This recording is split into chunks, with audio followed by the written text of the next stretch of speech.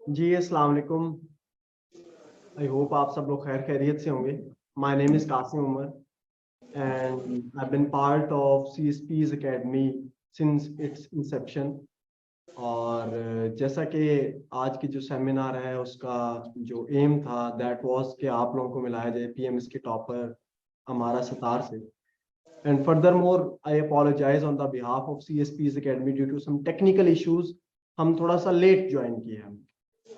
Plus मैं आपको एक ब्रीफ सा इंट्रोडक्शन करा दूं आप लोगों को कि अगर मैं इसको स्टार्ट करूं इस सेशन को एक कोटेशन से, दैट इज कि हार्ड वर्क एंड डेडिकेशन पे ऑफ।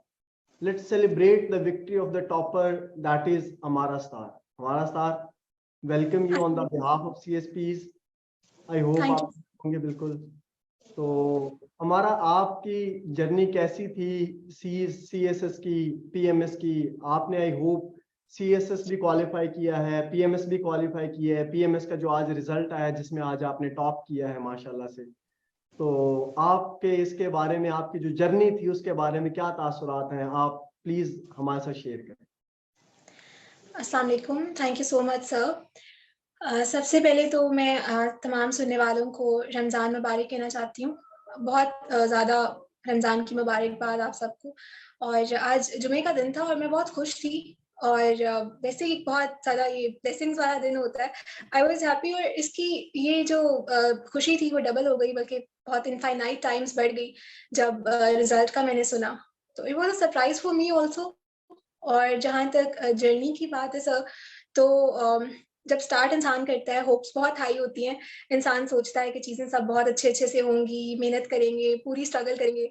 और उसी तरह सोचा, मेहनत की, टाइमली मेहनत की। और टीचर्स ने गाइड करके आसान किया जर्नी को। पेरेंट्स की बहुत सारी दुआएं होती हैं इंसान की। असल में अगर मैं अपनी पर्सनल लाइफ के बारे में आपको बताऊं तो सर, जब मैं स्टार्ट करी थी प्रेपरेशन, उस टाइम पे कुछ ऐसे कोलीग्स होते हैं, दोस्त होते हैं, कह रहे थे कि केमिस्ट्री का बैकग्राउंड है, सिविल सर्विस में कहाँ जा रही हो, कोई मतलब स्कोप नहीं है तुम्हारा, रहने दो। लेकिन ये कि फिर मेरे पेरेंट्स ने कहा कि नहीं, आराम से आप अपनी जो आपने सोचा है चीज़ों को, जैसे आप देखती हो उस तरह करके आप चीज़ों को करो। मेरे पेरेंट्स बहुत सपोर्टिव हैं। तो पहला क्रेडिट तो उन्हीं को जाता है। तो जर्नी का जो स्टार्ट है ना, वो कुछ 1 साल 2 साल पहले नहीं हुआ। ये तो इस तरह होता है कि वो इंसान शुरू से सुनता आ रहा होता है कि डू वेल, सबसे बेहतर तुम बनो। और मैं टॉपर रही हूँ थ्रू आउट अपने एजुकेशनल करियर में। तो जिस चीज़ में मैं जाती थी, जैसे मैट्रिक FSC हो गया, उसके बाद जो तमाम सारी डिग्री और सारा कुछ होता है, उसमें भी मेरा ये होता था कि ठीक है, मेहनत करनी है, काम करना है, लेकिन थोड़ा मतलब एक्सेल करना है, थोड़ा सा कुछ बेहतर होना चाहिए। यहाँ पे मुझे आइडिया नहीं था कि चीज़ें इतनी बेहतर हो जाएंगी। रिजल्ट जब आया तो that was a surprise for me. Result आने से एक दिन पहले पता भी नहीं होता बंदे को रिजल्ट आना है। तो उसके बाद फिर उस वक्त बंदे को लगता है कि चीज़ें ठीक हैं। और सर, जर्नी इस तरह से है कि ग्रेजुएट किया, उसके बाद पहले से मैं ये गोल था मेरा कि मैंने CSS और PMS का एग्ज़ाम देना है। मैंने ये प्रेपरेशन तो CSS के लिए स्टार्ट की थी, लेकिन चूंकि दोनों की प्रेपरेशन की स्ट्रैटेजी भी सेम है, सब्जेक्ट्स भी मेरे लकीली बिल्कुल सेम रहे। मैं इस बारे में फिर फर्दर ऑन बताऊंगी कि किस तरह से वो बिल्कुल सेम रहे सब्जेक्ट्स। तो मैंने CSS की प्रेपरेशन स्टार्ट की, ग्रेजुअली ग्रेजुअली काम किया, गलतियां पता चली बहुत सारी अपनी, फोकस किया चीज़ों के ऊपर। उसके बाद फिर CSS का एग्ज़ाम पहले हुआ और कुछ 20-25 दिनों का गैप था, फिर PMS का एग्ज़ाम हुआ। तो वो एक बंदे का बना हुआ होता है, एक डिटर्मिनेशन वाला सीन होता है ना, कि एग्जाम एक दिया अच्छा हो गया, अगला भी अच्छा हो जाएगा, उसी गो के साथ बस आप इस पे भी बैठ जाओ, अच्छा एग्जाम हो जाएगा ये भी। तो उसी तरह से अच्छी थी, सारी स्पिरिट्स आई थी। तो फिर ये वाला एग्जाम में भी मैंने पेपर्स वगैरह दिए और ओवरऑल अच्छे पेपर्स हो गए। थ्रू आउट ये मैं सोचती थी कि मैंने ये सोचा था कि जो CSS की सारी प्रेपरेशन मैं कर रही हूँ, वही सारी एडअप होके PMS के लिए भी जाएगी, क्योंकि नेचर ऑफ सब्जेक्ट सेम है, नेचर ऑफ प्रेपरेशन बहुत सेम है, और जो हार्ड वर्क रिक्वायर्ड है वो बोथ ऑफ देम वो बहुत सेम है। तो एग्जाम के नेचर को समझना वॉज इम्पॉर्टेंट, वो मैंने समझा और तैयारी की। तो ये इस तरह से कुछ सब इतनी डिटेल है कि टाइम बहुत ज़्यादा चाहिए। I can talk about it for many hours straight. हमारा एक मैडम इस बात के बारे में भी हमें गाइड करें कि क्या एक मिथ बनी हुई है कि आपका बैकग्राउंड मैटर करता है बहुत ज्यादा, कि आपने IR पढ़ा हो, पॉलिटिकल साइंस पढ़ा हो, तभी आप क्वालिफाई कर सकते हैं। ये एक मिथ बनी हुई है। तो इस मिथ के बारे में आप क्या कहेंगे कि क्या वाकई ये चीजें मैटर करती हैं, या इंसान इन जो आपका उसका प्रोफेशनल पुराना बैकग्राउंड होता है उसी के साथ वो जा सकता है? तो आप इसके बारे में क्या कहेंगे? सर मैं ये समझती हूँ कि जैसे अगर हम इन एग्ज़ाम्स के जो सब्जेक्ट्स हैं, उनको देखें, उसमें जैसे पाकिस्तान स्टडीज़ का सब्जेक्ट है, सीएसएस के अंदर होता है करंट अफेयर, पाक अफेयर्स। इसके अलावा एक general understanding for essay writing, इन तमाम चीज़ों में ना पॉलिटिकल साइंस और आईआर वाले जो स्टूडेंट्स होते हैं, उन्हें एक एज तो मिल जाता है, क्योंकि इनकी बेसिक अंडरस्टैंडिंग बहुत ज़्यादा ब्रॉड होती है। लेकिन अगर हम इसे थोड़ा-सा ब्रॉडली देखें, तो हमें बहुत सारे सब्जेक्ट्स को प्रिपेयर करना है, तो उसमें अगर हम बेशक अब जैसे मेरी एग्जांपल है, मैं केमिस्ट्री की ग्रेजुएट हूँ, लेकिन मैंने उन तमाम चीज़ों पे काम किया, करंट अफेयर, पाक अफेयर पे, तो वो काम भी हो जाता है। अलग से भी उन चीज़ों पे वर्क हो जाता है, कुछ टॉपिक्स होते हैं, उस पे आहिस्ता-आहिस्ता बंदे की प्रिपरेशन ब्रॉडेन हो जाती है। और अगर हम इस चीज़ को इस पर्सपेक्टिव में देखें ना कि अब मैंने केमिस्ट्री को 200 मार्क्स के लिए पीएमएस में ऑप्ट किया और केमिस्ट्री पेड वेल, अल्लाह का बड़ा शुक्र है कि केमिस्ट्री ने बड़ी हेल्प की। इसके अलावा जिस तरह सीएसएस के अंदर भी मैंने केमिस्ट्री का सब्जेक्ट रखा फॉर 200 मार्क्स। तो दोनों सूरतों में it paid well for me और मेरे लिए बड़ा ये आसान था, क्योंकि मुझे एक 200 नंबर का सब्जेक्ट ऑलरेडी प्रिपेयर्ड पड़ा हुआ है। अब I have lots of time कि मैं आराम से बाकी सब्जेक्ट्स को देख लूँ, आराम से मैं पाकिस्तान स्टडीज़ को पढूँ, उसकी तमाम जो चीज़ें हैं, जो हिस्ट्री वगैरह सारी चीज़ें हैं, उनको देखूँ। अखबार पढ़ने से बहुत सारी चीज़ें क्लियर हो जाती हैं। और जब बंदे ने ये सोचा होता है ना कि मैंने एग्ज़ाम में बैठना है, तो वो कहीं न कहीं टच होता है, उसको पता होता है कि लेटर ऑन ये चीज़ें पढ़नी है मैंने। तो डिग्री के दौरान बंदा इन टच रह सकता है चीज़ों से। मैं तो अखबार मैं पढ़ती थी। मैं पार्टिसिपेंट्स के साथ एक बात शेयर करना चाहूंगा कि द डे हमारा came to knee for subject selection, तो मैंने इसको एक केमिस्ट्री की कन्वर्जन दी थी, जिसमें हमारा जो है काफी ब्लैंक हो गई थी। कुछ टाइम के बाद फिर इसको याद आया कि हाँ ऐसे कन्वर्ट करते हैं, ऐसे कन्वर्ट करते हैं। तो खैर कहने का मकसद ये है कि फॉर द टाइम बिंग इंसान को चीजें ऐसी लग रही होती हैं कि बड़ी मुश्किल हैं, ये हैं वो हैं, मगर with the passage of time, जैसे आप देख रहे हैं हमारा की सक्सेस स्टोरी है, with the passage of time ये सारी की सारी चीजें बिल्कुल स्ट्रीमलाइन हुई। खैर हमारा हम वापस अपने टॉपिक के ऊपर आते हैं। इस एग्जाम में एक बहुत ही ज्यादा इंपॉर्टेंट क्वेश्चन आता है कि जी एसए एंड प्रेसी, ये एक बहुत बड़ी एक किस्म की स्टूडेंट्स के लिए एक किस्म की रिडल बनी हुई है, गैम्बल बना हुआ है कि जी कैसे इसको पास करना है। ठीक है, हम मेजॉरिटी देखते हैं कि अक्सर स्टूडेंट्स जो है पहली अटेम्प्ट देते हैं तो ऐसे नहीं क्वालिफाई कर सकते, दूसरी अटेम्प्ट देते हैं, कुछ जो एक अटेम्प्ट में क्वालिफाई कर भी जाते हैं ऐसे को सेकंड अटेम्प्ट में फिर फेल हो जाते हैं। तो एसए के बारे में लेके आपकी क्या स्ट्रेटेजी थी कि कैसे करना है, एसए के बारे में क्या अप्रोच होनी चाहिए, जो बिगिनर है उनको आप क्या गाइड करेंगे, जो थोड़ा प्रो लेवल पे हैं, जो अभी तक क्वालिफाई नहीं कर सके हैं, तो उनके बारे में आपकी क्या ओपिनियन है एसए के बारे में? जी सर। सर ऐसे का जो पेपर है ना, उसको हम बाज़ औक़ात सिर्फ़ एज़ अ सब्जेक्ट डील कर रहे होते हैं कि ये सिर्फ़ एक सब्जेक्ट है, थोड़ा 1 घंटा रोज़ाना निकाल के इसको पढ़ लिया, कभी कुछ चीज़ें याद कर ली। तो ये अप्रोच मुझे लगता है ये इतनी सेम अप्रोच नहीं है। ऐसे सिर्फ़ एक सब्जेक्ट नहीं होता, असल में ऐसे राइटिंग तो एक आर्ट है। उसको आहिस्ता-आहिस्ता सीखना होता है, उसमें आहिस्ता-आहिस्ता इंसान की जो एक्सपर्टीज़ हैं वो डेवलप होती हैं। और यहाँ पर जो ऐसे राइटिंग है वो एक फ्री राइटिंग नहीं है। यहाँ पे ऐसे राइटिंग बहुत एक स्ट्रक्चर्ड राइट अप होता है। उसमें हमने टॉपिक को भी अंडरस्टैंड करना है, उसमें हमने ये भी अंडरस्टैंड करना है कि हमने क्या चीज़ किस टॉपिक को हम किस तरह से ले रहे हैं, उसके बाद हमारी अंडरस्टैंडिंग क्या डेवलप हो रही है उस पे फिर वो सारी आउटलाइन डेवलप करना, उस पूरे नुक्ते को 3 घंटे का ऐसे सीएसएस में होता है, 2 घंटे का ऐसे होता है ये पीएमएस के अंदर। तो उस पूरे को आराम से रैप अप करके अपनी बात को कंक्लूड करना, ये सारी जो चीज़ होती है ना, ये अपना पॉइंट प्रूव करना होता है ऐसे के अंदर। तो अगर हमारे पास सही नॉलेज नहीं है, कंटेंट नहीं है सही अगर हमारे पास, तो we are not good to go, क्योंकि कंटेंट के बिना वो प्रूव नहीं होगा। अगर हमारी जो स्ट्रक्चर है उस पे कमांड नहीं है, तो उसका मतलब है कि हम वो फ्री राइटिंग कर रहे हैं, फिर वो ऐसे के ज़ुमरे में नहीं आएगा। और अगर हमारी इंग्लिश ठीक नहीं है, इसका मतलब है कि हम जो मर्ज़ी लिख रहे हैं, लेकिन ऐसे writing it's an English exam, तो ऑफ कोर्स वो ग्रामर को भी देखेंगे। तो हमें इन तमाम चीज़ों पे अलग-अलग काम करने हैं। अब इसमें हर चीज़ की प्रिपरेशन होती भी अलग-अलग तरीके से है। ग्रामर की प्रिपरेशन के लिए अलग है, उसके लिए कि हम लिखें और चेक कराएँ। जब हमारे टीचर्स चेक करके हमें गलतियाँ बताते हैं, तो हमें समझ आता है कि यहाँ पे हम गलती कर रहे हैं, ग्रामर ठीक करनी है। डायरेक्ट इनडायरेक्ट जिस तरह हम कर रहे होते हैं, तो उन्हें कैसे करना है, सही टर्म कैसे चूज़ करनी है फॉर राइटिंग। सेंटेंस के अंदर ना बाज़ औक़ात हम for the sake of using words लफ़्ज़ लिखे जा रहे होते हैं, वर्बोसिटी कर रहे होते हैं, वो सब नहीं करना। चीज़ों को बड़ा स्मूथली लेके चलना है, कनेक्शन होना चाहिए चीज़ों के अंदर, तो ये ना राइटिंग प्रैक्टिस से आता है। दूसरा ये होता है कि जो स्ट्रक्चर है, स्ट्रक्चर ऐसे का कोई एक स्ट्रक्चर नहीं होता, थोड़ा-सा वेरी करता है, थोड़ा बहुत स्ट्रक्चर वेरी करता है। लेकिन ये कि एक स्टैंडर्ड स्ट्रक्चर जो हमने अपने लिए समझना ना कि ये राइट है, उसको आपने बस ले लेना है और उसके ऊपर प्रैक्टिस करनी है। उससे ये होता है कि हम उसके अंदर एटलीस्ट एक्सपर्ट हो जाते हैं। जब हम उसके ऊपर लिखना शुरू करते हैं, तो फिर हमें ये बॉदर नहीं करता कि स्ट्रक्चर ठीक लिख रहे हैं कि नहीं। अपना पॉइंट प्रूव करने के लिए हम आराम से उसको फॉलो कर लेते हैं। और सबसे इम्पोर्टेंट चीज़ कंटेंट है। कंटेंट को भी बहुत प्रिपेयर करना चाहिए, क्योंकि हर जो टॉपिक होता है उसकी अलग डिमांड होती है। उसमें बड़ी अच्छी एग्जांपल्स ऐड करनी होती हैं, कोटेशन से बात को प्रूव करना है, आर्गुमेंट देना है ना। अक्सर औक़ात हम सोचते हैं आर्गुमेंट क्या चीज़ होती है, ऐसे में आर्गुमेंट क्या? आर्गुमेंट का वर्ड मुझे भी समझ नहीं आता था ऑनेस्टली स्पीकिंग। मैं कहती थी आर्गुमेंट कहाँ से ढूँढना है, मतलब अखबार पढ़ रहे हैं, अखबार में से आर्गुमेंट्स ढूँढें, तो आर्गुमेंट क्या भला है? तो आर्गुमेंट का मतलब ये होता है कि एक बात है, उस बात को प्रूव करने के लिए जो फैक्ट्स, फिगर्स, कोटेशन, कोई भी चीज़ जो सपोर्टिंग उसके साथ लग जाएगी ना, उसके बाद वो चीज़ एक सेंटेंस नहीं रहेगा, वो हमारी लैंग्वेज में वो आर्गुमेंट बन जाएगा।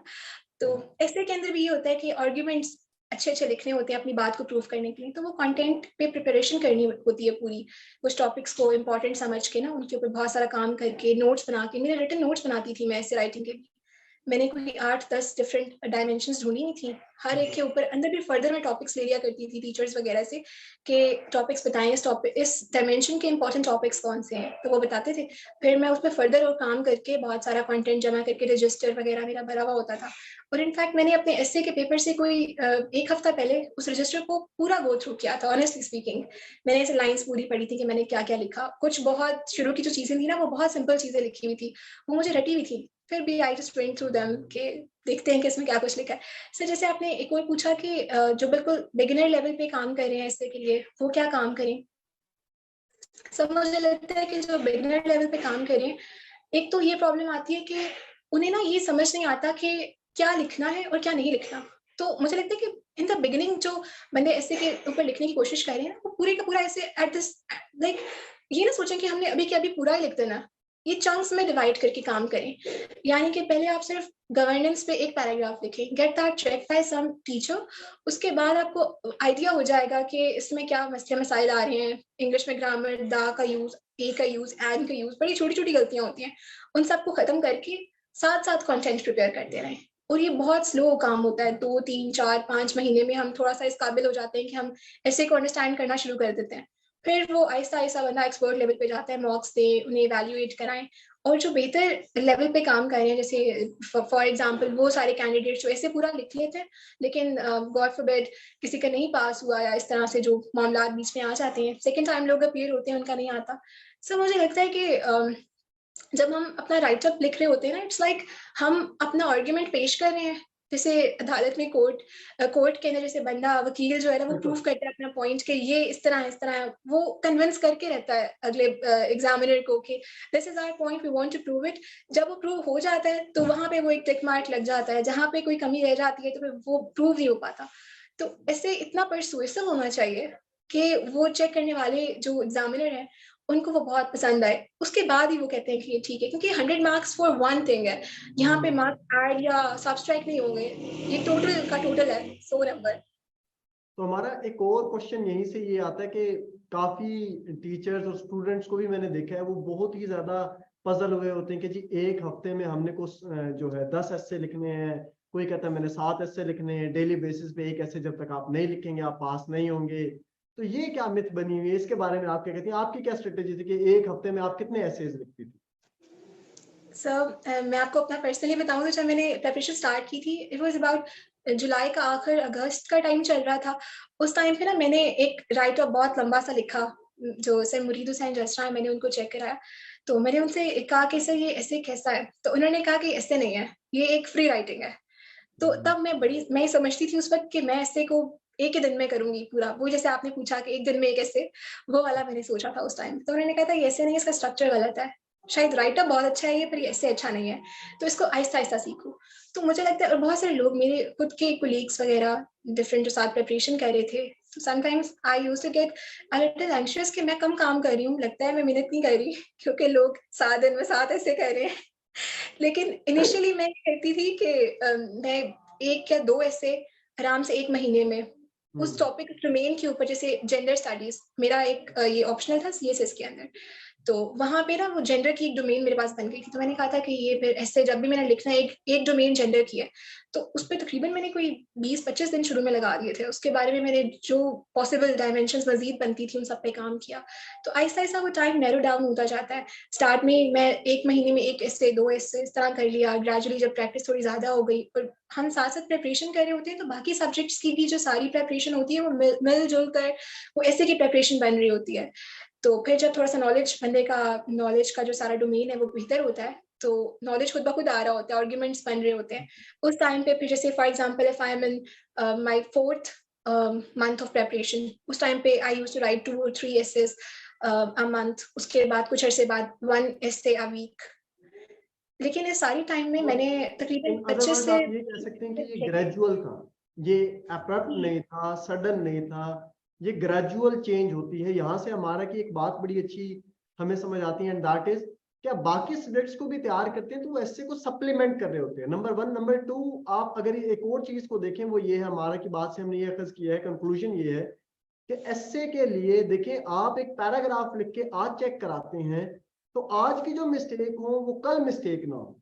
एटलीस्ट आप इस चीज को फॉलो करेंगे तो ये ग्रेजुअल इंप्रूवमेंट होती है। ये नहीं होता कि इंसान एकदम ही सारी की सारी चीजों के ऊपर बिल्कुल अफलातून बन जाए। तो खैर, थैंक यू हमारा for essay guidance. Thank you sir. Apart from CSS, PMS में एक और सब्जेक्ट होता है जो बहुत ही ज्यादा ट्रिकी डील किया जाता है, जिसके बारे में ये कहा जाता है कि MCQs इन नेचर है, नेगेटिव मार्किंग है, और बहुत ज्यादा प्रॉब्लम जनरेट होती है एस्पायरेंट्स को तैयार करने में, और बहुत ज्यादा कंफ्यूज नजर आते हैं वो। कभी कौन सी बुक उठा के पढ़ रहे होते हैं, कभी क्या उठा के पढ़ रहे होते हैं, समझ नहीं आती कि उन्होंने करना क्या है, और at the end of the day उनको पता लगता है कि जी वो जीके में फेल हो गए जनरल नॉलेज, जिस तरह PMS में जीके होता है। तो जीके की तैयारी के लिए हमारा आपने क्या किन सोर्सेज को यूज किया था, क्या आपकी स्ट्रेटेजी थी, कहाँ से आपने स्टार्ट किया, ये काइंडली जो है एस्पायरेंट्स को बता दें। जी सर। सर जो जनरल नॉलेज का पेपर होता है वो सबसे ज़्यादा मुश्किल समझा जाता है PMS के सारे सब्जेक्ट्स में से। एक तो ये ऑब्जेक्टिव नेचर का होता है, तो या तो बंदे को आता होता है या नहीं आता होता, और यहाँ पर तुक्के लग नहीं सकते, ज़्यादा तुक्के नहीं लग सकते आई वुड से रादर, क्योंकि नेगेटिव मार्किंग होती है। तो इसका मतलब होता है कि यहाँ पे प्रिपरेशन बहुत ज़रूरी है ताकि वो सेफ लिमिट्स में बंदा अपना पेपर अटेम्प्ट कर सके। तो इसकी जहाँ तक प्रेपरेशन की बात है, इसमें कुछ बहुत सारे एरियाज हैं, लेकिन 5-6 बहुत ज़्यादा इंपॉर्टेंट एरियाज हैं जिनके ऊपर काम करना चाहिए। उसके बाद थोड़ी तैयारी ज़रा बेहतर हो जाती है, फिर उसके अकॉर्डिंग बंदा एक्सपेंड कर सकता है उस प्रेपरेशन को। फर्स्टली तो ये कि जो वर्ल्ड ज्योग्राफी है उसको प्रिपेयर करना होता है जीके के अंदर। वर्ल्ड ज्योग्राफी में मेरा मतलब ये है कि जैसे डिफरेंट स्ट्रेट्स हैं उनका पढ़ें, द लार्जेस्ट और द स्मॉलेस्ट दुनिया की वो जो डिफरेंट है उनको पढ़ लें। इसके अलावा ये होता है कि जैसे अफ्रीकन कंट्रीज और यूरोपियन कंट्रीज हैं, यहाँ से बहुत सारे MCQs आते हैं। इस तरह के कुछ MCQ होते हैं, जैसे न्यूज़ एजेंसी नैरोबी की कौन सी है, या डिफरेंट जो यूरोपियन और अफ्रीकन कंट्रीज हैं उनकी न्यूज़ एजेंसीज, करेंसीज, उनके कैपिटल्स और इंटेलिजेंस एजेंसीज, उनके नाम वगैरह वो पूछते हैं। तो जनरली तो सारी प्रिपेयर करें, जो सारे इंपॉर्टेंट वो लिस्ट वगैरह जो मिल जाती है बनी होती है डिफरेंट, सारी प्रिपेयर करनी, लेकिन खास फोकस करना चाहिए जो अफ्रीकन और यूरोपियन कंट्रीज हैं उनके ऊपर। इसके अलावा जो सेकेंड इंपॉर्टेंट पोर्शन है इसमें वो एक हिस्ट्री का पोर्शन होता है, और हिस्ट्री के पोर्शन में एक तो डायनेस्टीज में से MCQs आते हैं। 5 डायनेस्टीज हैं, 712 to 1857। इनमें से जो कुछ इंपॉर्टेंट MCQs हैं, जो इंपॉर्टेंट एम्परर्स हैं उनके नाम याद कर लें, उनका जो टाइम है कि उन्होंने उनका जो रेन का टाइम है वो क्या है, इस तरह की चीज़ों को प्रिपेयर कर लें। शॉर्ट नोट्स अगर इस पर प्रिपेयर हो जाए तो वो आसान सा काम बन जाता है। इसके अलावा पाकिस्तान की प्री पार्टीशन हिस्ट्री में से MCQs आते हैं, पोस्ट पार्टीशन में से आते हैं, तो इस वाले एरिया को बेहतर कर लिया जाए तो बहुत अच्छा है। पाकिस्तान की ज्योग्राफी में से क्वेश्चंस आ जाते हैं, तबेला डैम किस शहर में है, ये भी इस तरह के क्वेश्चन भी आते हैं। वो किस दरिया पे है, वो तो फिर भी इंडस रिवर पे है, लेकिन वो एग्जैक्टली कहाँ लोकेटेड है, इस तरह के क्वेश्चन आते हैं। मुझसे ये इनफैक्ट इंटरव्यू में भी पूछा गया था, and I was unable to answer to that question.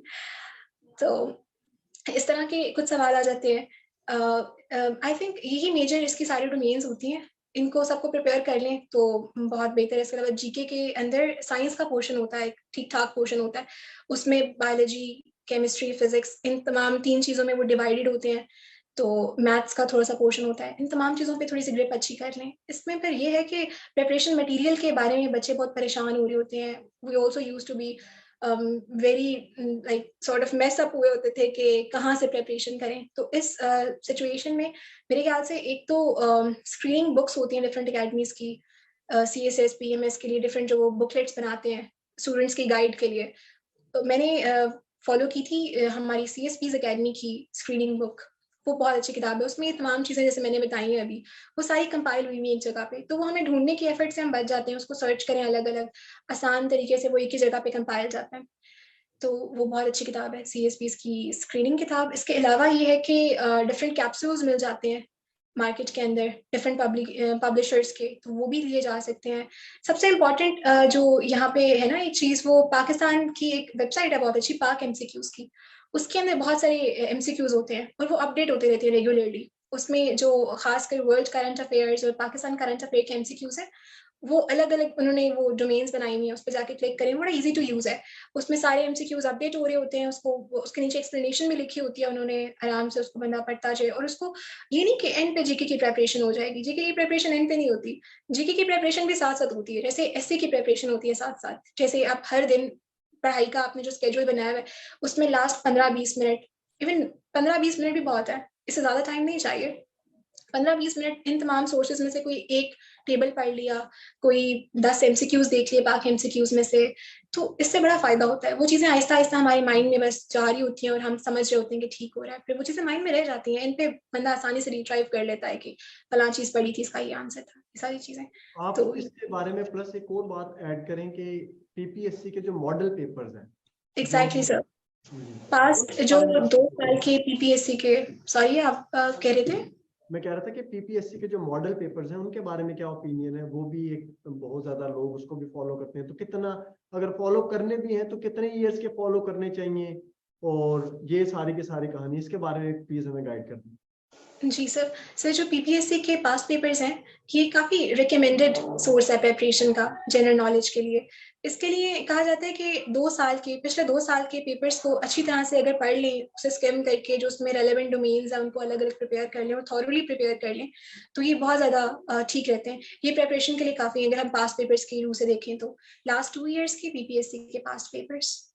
ठीक हो गया, चलें, थैंक यू मैडम। प्लस अब मैडम मूविंग ऑन, आप हमें ये बताएं कि जो ऑप्शनल सब्जेक्ट्स हैं वो कितना मेजर रोल प्ले करते हैं, ऑप्शनल सब्जेक्ट को चूज कैसे करना चाहिए? सबसे पहला क्वेश्चन तो यही है, फिर मैं नेक्स्ट क्वेश्चन आपसे करता हूँ, ऑप्शनल सब्जेक्ट्स को चूज कैसे करना चाहिए, आपकी क्या ओपिनियन है इसके बारे में?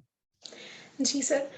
सर मेरी ये ओपिनियन है कि ऑप्शनल सब्जेक्ट्स में सबसे पहले अपना एजुकेशनल बैकग्राउंड स्टूडेंट को देखना चाहिए, क्योंकि वो ऑफ कोर्स हमारी हेल्प ही करता है। जिस चीज़ को हमने 4 साल पढ़ा है, तो उसमें हमारी बहुत बेहतर ग्रिप है as compare to those all subjects जिनको हमने within the time frame of 1 और 1.5 ईयर प्रिपेयर करना है।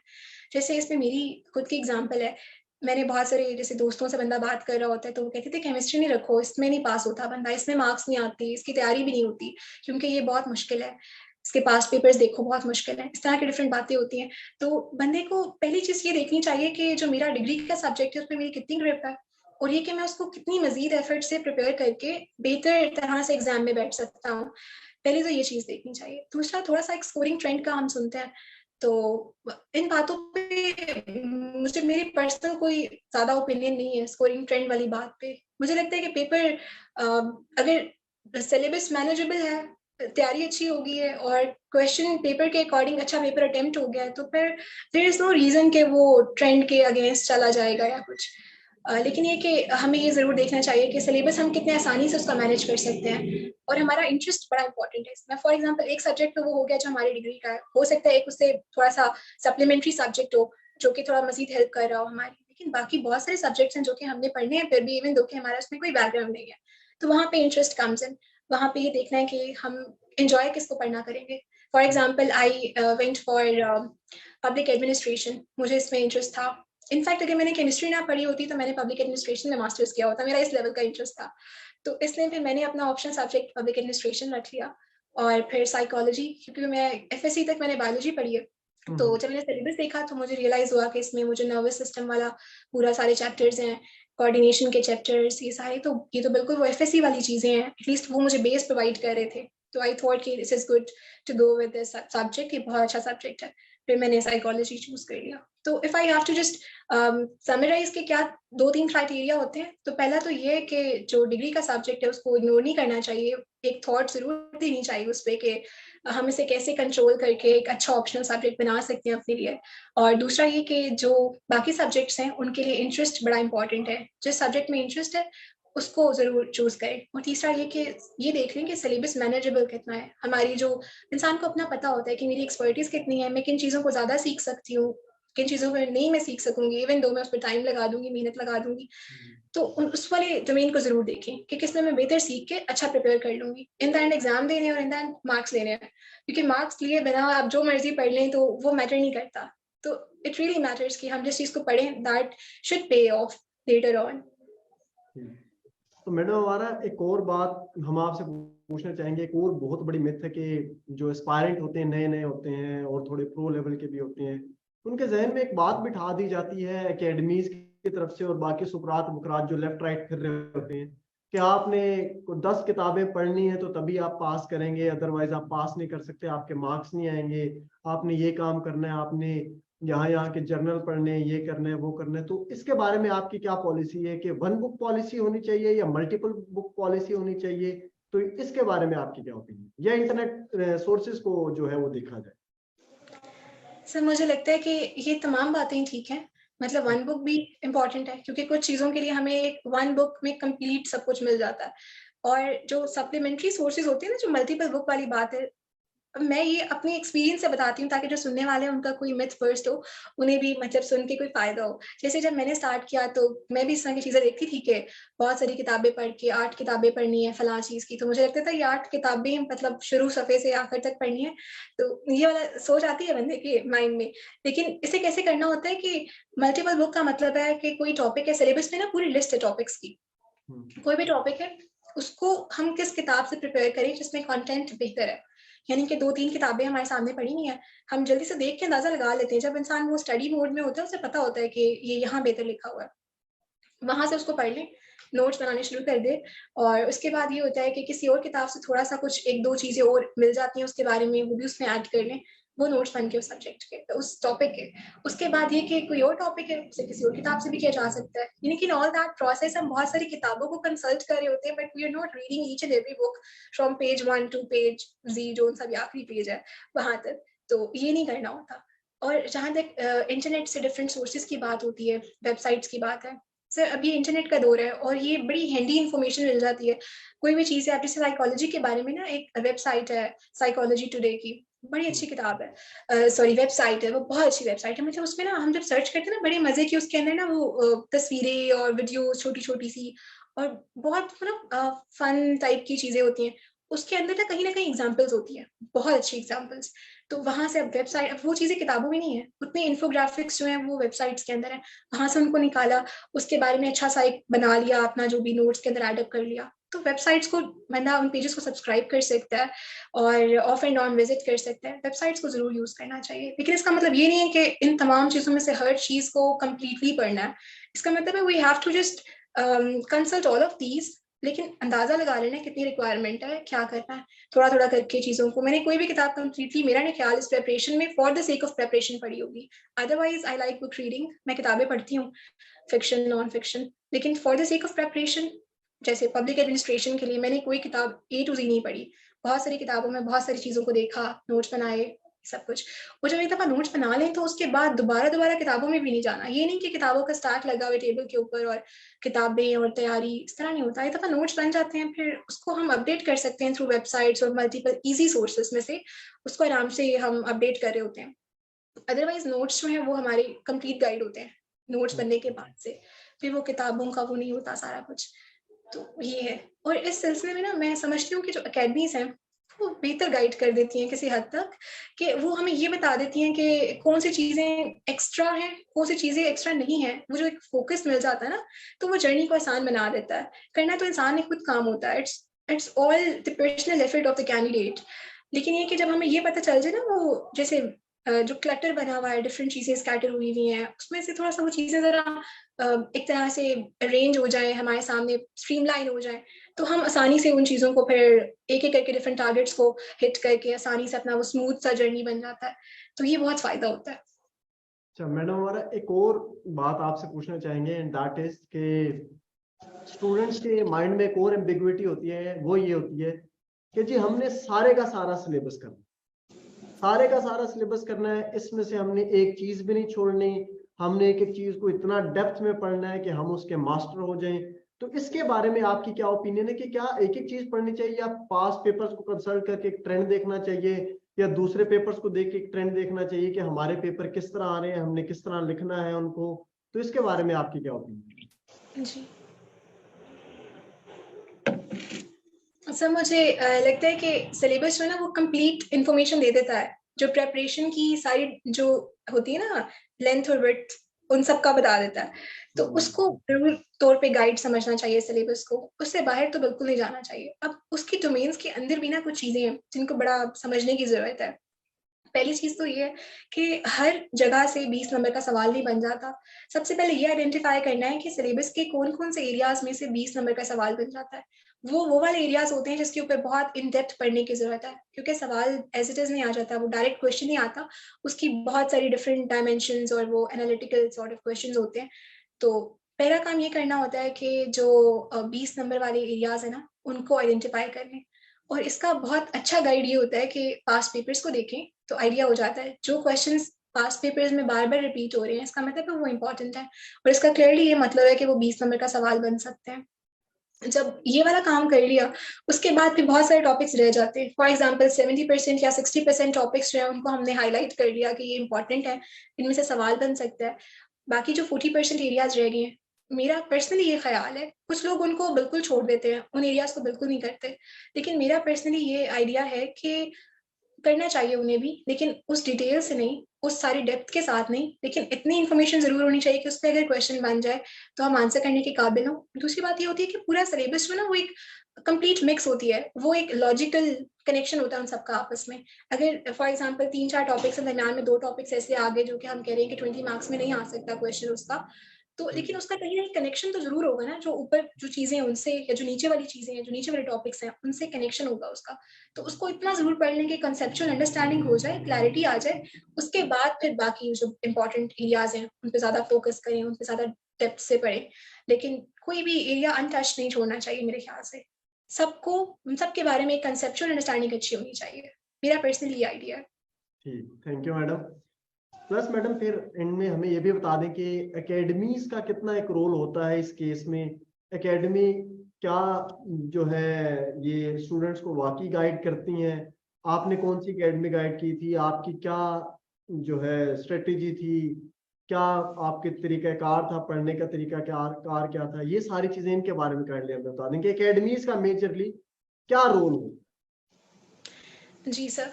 सर एकेडमीज का ये है कि अभी तो एकेडमीज बहुत स्प्रिंग अप हो गई हैं पाकिस्तान में, और मैं बिल्कुल ये समझती हूँ कि एकेडमीज का रोल पॉजिटिव है, क्योंकि एकेडमीज एक प्लेटफॉर्म होता है कि जहाँ पे कैंडिडेट्स को ना चीज़ें थोड़ा ऑर्गेनाइज्ड फॉर्म में मिल जाती हैं, उनको ये अंदाजा हो जाता है कि क्या चीज़ें पढ़नी है क्या नहीं पढ़नी। ये पहले रिडल होता है, ये सॉल्व हो जाए ना तो फिर प्रेपरेशन थोड़ी ऑर्गेनाइज तरीके से इंसान कर सकता है।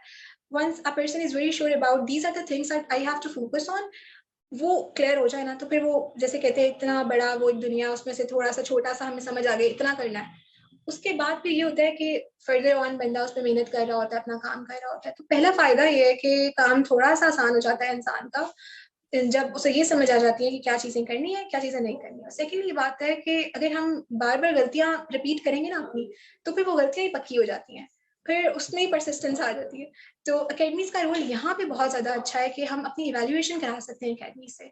जब प्रेपरेशन करें उसके बाद अपने राइटअप्स को चेक कराएं, तो टीचर्स, मेंटोर्स, अकेडमीज जहाँ पे भी जो भी सोर्सेज कंसल्ट करना चाहता है कैंडिडेट, तो वहां से जाके अपना राइटअप चेक कराएं। इवैल्यूएशन के बाद फिर one tries to understand the mistakes, और फिर वो इम्प्रूव होना शुरू हो जाती हैं। As far as my case is concerned, मैंने तो CSP's अकेडमी ज्वाइन की थी इस्लामाबाद में, और सर मुरीद हुसैन जसरा मेरे इंग्लिश के मेंटोर हैं पर्टिकुलरली, और उनके बारे में मैं ये कहना चाहती हूँ कि वो मुझे हमेशा कहते थे कि you will make it to the top, और मैं हमेशा ये समझती थी कि वो मुझे इनकरेज करने के लिए कह रहे हैं। लेकिन टीचर की जो नज़र होती है वो बहुत ज़्यादा आगे की होती है, उन्हें पता होता है, वो समझ आते हैं, असेसमेंट उनकी बहुत एक्यूरेट होती है। मुझे आज यकीन आया, मुझे पहले भी यकीन था, मैं खुद को वो खुश करने के लिए यकीन करती थी बहुत ज़्यादा इस बात पे। तो अकेडमी का रोल मेरे केस में बहुत पॉजिटिव रहा है, आई वुड अप्रिशिएट इट। और इवैल्यूएशन, मॉक्स, ये सारी जो प्लेटफॉर्म पे मिल जाता है एक ही प्लेटफॉर्म पे, तो ये कैंडिडेट्स को बहुत हेल्प करता है। तो candidates should join some mentor और सम अकेडमी एज पर जैसे उनको बेहतर लगता है। चलिए, थैंक यू मैडम। तो यहाँ से हमें कुछ बातें सीखने को मिली एंड दैट दोज वर के आप पूरे के पूरे सिलेबस को as such as a whole मत करें, एरियाज को डिवाइड करके करें। आप 60% 70% जो आपका एरिया जहाँ से आपको पता है कि पेट क्वेश्चंस ने आना ही आना है, आप उनको प्रिपेयर करें। बाकी एरियाज को एटलीस्ट आप टच करके जाएं कि एटलीस्ट आपको उनके बारे में नॉलेज हो। हम ऐसे ही जाके पेपर में एग्जाम हॉल में नहीं बैठ जाए। प्लस एकेडमीज के बारे में जो बात की गई उसमें यही है कि एकेडमी जहां तक आपको गाइड कर रही है उसका देखिए, आप पढ़ के आ चुके हैं, जहां तक हमने हमारा को सुना कि पढ़ना आपका अपना काम है। एकेडमी का काम आपको पढ़ने से रोकना और टाइमली इवेल्युएशन करना। टाइमली ज्यादा पढ़ने से रोकना कि आप इतना ना पढ़ जाए, जैसे कोई भी एक क्वेश्चन है उसके ऊपर इतना ज्यादा ना पढ़ जाए कि आपको at the end of the day आपको लग रहा हो कि हमने तो बहुत ज्यादा पढ़ लिया। एंड प्लस टाइमली इवेल्युएशन, जो हमारा के केस में था मैडम, हमारा के केस में था कि हमने टाइमली इन चीजों को इवेल्युएट किया, इन्होंने मॉक्स दिए, सारी की सारी कहानी थी। तो again madam thank you for joining us. Thank you so much. Very best of luck कि आपका आगे सीएसएस का रिजल्ट आ रहा है, तो आई होप आप वहां पर भी सीएसपीएस का नाम रोशन करें और अपना भी नाम रोशन करें। Thank you very much madam. Thank you for all of us joining us. Dear students, आपने मैम अमारा की स्पीच सुनी, उनके ख्यालात को देखा, आपने उनकी फीलिंग्स को देखा, उन्होंने अपनी जर्नी को एक्सप्लेन किया, उन्होंने बताया कि उन्होंने कहाँ से तैयारी शुरू की थी, कहाँ पर गई और किस किस तरह चीजों को लेकर चली। हमने वन बाय वन सोर्सेज को लेकर चले हैं। हमने देखा है कि कहाँ से चीजों को करना है, कहाँ से नहीं करना, किन चीजों को हमने साइड पे रखना है, किन चीजों को हमने ज्यादा फोकस में रखना है। तो इन चीजों के बारे में मैडम हमारा ने आपको बताया। Thank you very much for joining us. In future हम और भी ज्यादा सीएसपीज के प्लेटफॉर्म से, इसी प्लेटफॉर्म से हम और ज्यादा इंटरव्यूज कंडक्ट करेंगे जो हमारे बाकी टॉपर्स स्टूडेंट्स हैं। तो with the passage of time you will see कि आप यहीं से ही सीखेंगे काफी। और अगर आप चाहते हैं हमें विजिट करना तो please do pay us a visit in G10 मरकज। Thank you for everyone.